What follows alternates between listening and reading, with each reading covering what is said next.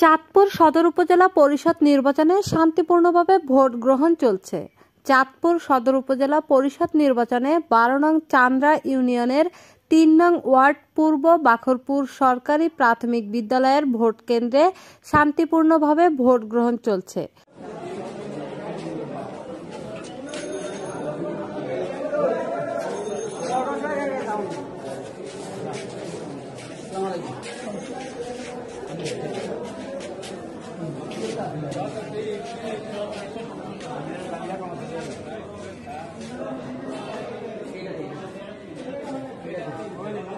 সকাল থেকে ভোট কেন্দ্রে মানুষ এসে ভোট দিয়ে যাচ্ছে।